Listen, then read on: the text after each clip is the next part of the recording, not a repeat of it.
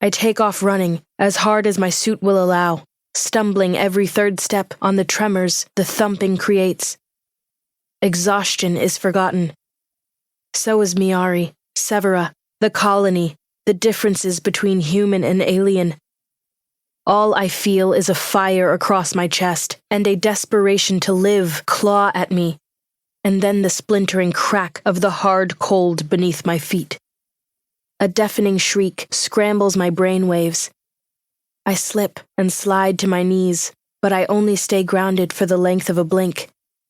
Everything lurches. The cold hard gives way, and I go flying as something huge. Huger than aliens, huger than Karu, huger than homes on our colony, huger than ships to take me away. Breaks free of the cold prison that had kept it at bay. A singeing sort of heat sears my entire right leg as soon as I stand, and I come down hard on my knees. I glance at my suit to see it shredded by some strange, colorless goop. Steam rises from it, and judging by the sudden inflexibility and immobility in my entire right side, I know it can mean nothing good.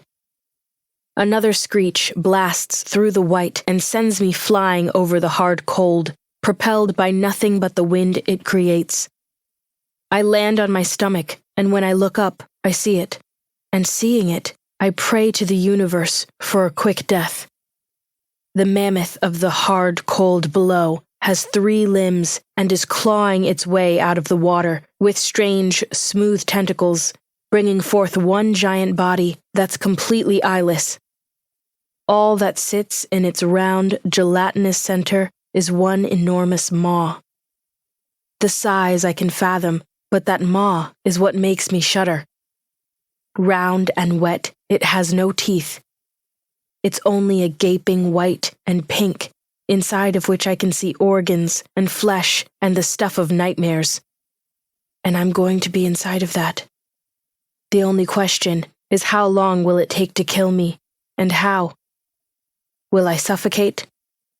Or will whatever stomach acid this creature contains eat me alive?